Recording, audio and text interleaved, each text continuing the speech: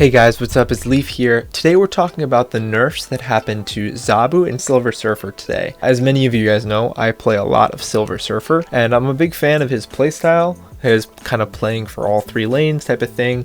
Also, the 3-cost card class in general tends to have a lot of tech cards and a lot of cool abilities that I like playing with, so that's why I like SeraSurfer. But of course, he needed a nerf, and especially Zabu needed a nerf, so I am so happy that the Marvel Snap team nerfed these characters down, and I think they actually did it in quite a fair way.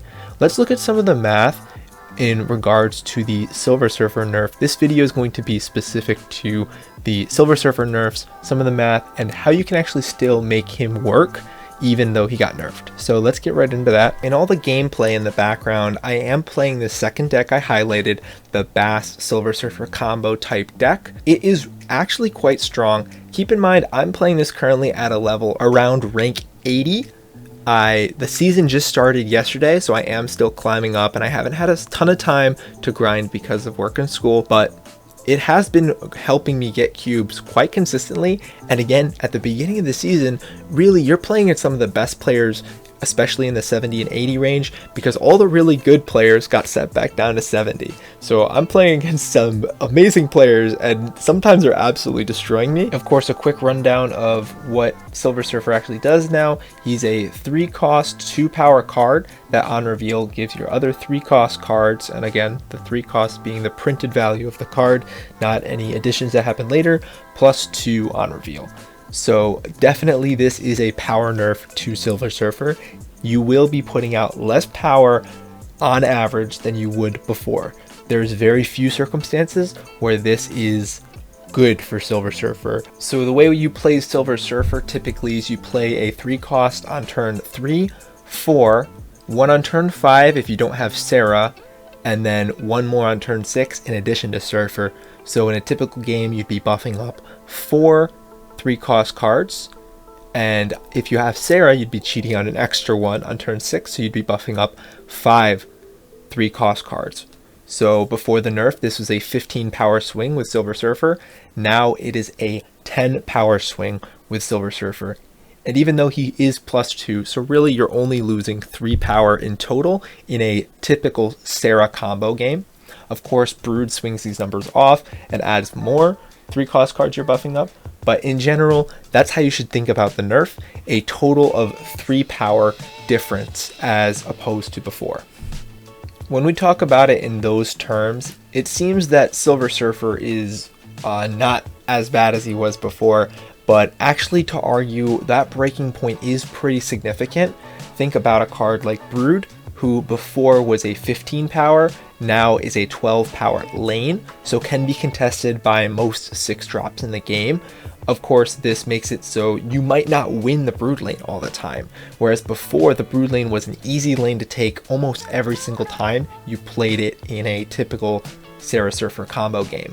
So now I feel like we have a decent understanding of what's changed as far as SeraSurfer goes, and of course none of the other cards that you play with SeraSurfer have been changed, just SeraSurfer. So let's get into what I think is going to be some viable deck options for us to play with the new SeraSurfer. The first deck recommendation I have is very accessible if you're in Pool 3. Look at the combo cards here. We of course have our Brood and our Juggernaut and Storm combo. Then we also have a Thor, which could also be a Polaris, and then we have our Maximus for massive power on turn 6, and of course we play the Sera on turn 5. And if you have seen my most previous SeraSurfer meta video, I actually was using, instead of Goose, I was using Scorpion, because Zabu was so prevalent at getting 4-cost cards under Goose's radar, he was kind of feeling useless. But now that Zabu's been nerfed, I feel like Goose is actually one of the strongest synergy cards with SeraSurfer currently. I would honestly be putting Goose in every SeraSurfer deck just to fill out your curve. Goose is really good with SeraSurfer, so I'm very excited to play him more in my SeraSurfer decks. Of course, more 3-cost cards can be swapped in, but I do feel like this is a really good sweet spot of Storm and Juggernaut synergy combo. You can't really switch those out. Rogue counters so many meta cards right now, like Darkhawk. You think about the Galactus Knoll. There's more ongoing cards that are just such a menace right now. Also, with the new MODOK card, people are playing a lot of Morbius, and Rogue can counter Morbius too. I think Rogue is not swappable. Scarlet Witch is also super important for switching out locations that you don't think is great. She has a different role than Storm because Storm is in that 3-cost class, so a little bit more expensive and not as flexible as Scarlet Witch. If there was one card that I think could be swapped out, I think Thor could be swapped out with Polaris pretty easily, and there wouldn't be too much of an issue there. But overall, I think this deck is quite good and still carries some weight, even though it is that on average 3 power less strong per game, which is noticeable. I'm not gonna lie to you guys, it is weaker.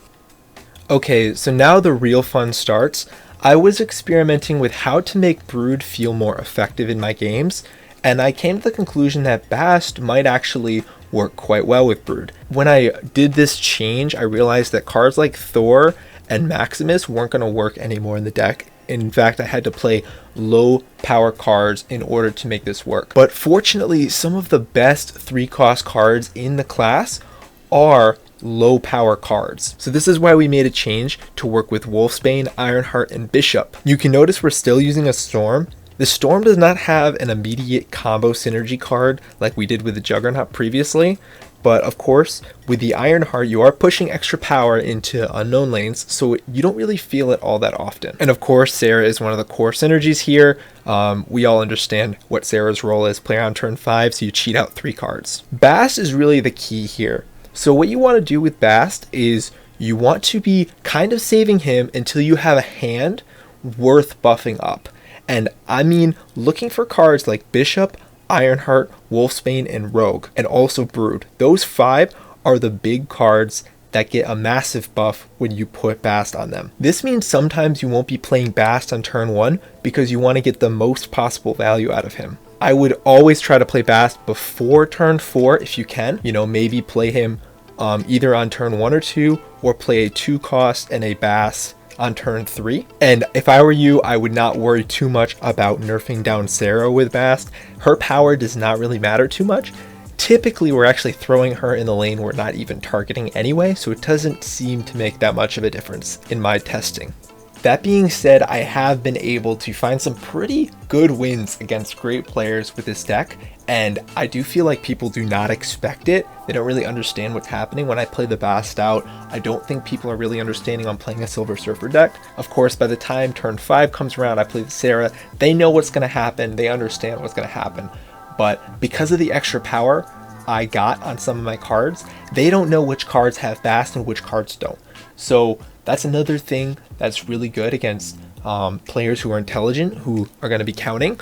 You don't fully give your hand away with this deck. And, you know, something to keep in mind is this deck was kind of like homebrewed by me. I haven't really seen anyone else run something like this yet. If somebody has and they found a better version of it, please let me know, because I'm always interested in improving decks and trying to be the best player I can be, right? Something that you also don't want to sleep on is buffing up Rogue. Having a 3-power Rogue is kind of ridiculous because Rogue is already, in my opinion, kind of a broken card. So, you know, her having 2 extra power with the Bast synergy is quite effective in my opinion, especially when she gets something like she takes a Darkhawk, or she takes a Knoll, or she takes a Morbius. It's just so good. She's just so good in this deck. I love it. And also having Brood back up to 15 power is amazing. It feels so great. It feels just as broken as it did before, right? So again, if you're pool 3 complete and you have Bast, or not pool 3 complete, you just have Bast, really you should give this deck a try out, because I think you're really going to enjoy it. You might have to do a little bit of learning as far as figuring out you know, when to play Bast, but everything else seems to flow very similarly to a normal SeraSurfer deck. And even if you guys are like me and are kind of sad that SeraSurfer is not as good as he was before, remember, It's healthy for the game. I am really appreciative that SeraSurfer and Zabu are nerfed because I hated playing against Zabu so much.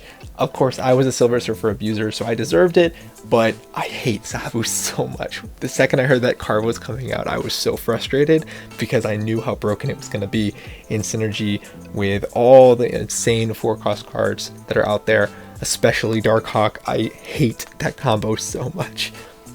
Either way, I hope you guys are having a good climb to Infinite this season. If you guys are struggling with using the deck, let me know in the comment section down below. Or also, if you guys are using another deck to get to Infinite, let me know because I'm interested in hearing what you guys have to say. I'll have a little discussion down there about some of the good decks this season. Maybe if you guys have found some good MODOK decks, let me know. I haven't really experimented with MODOK that much yet. Of course, I did get the season pass, so I have him. But yeah, let me know in the comment section down below, and I'll see you guys in the next video.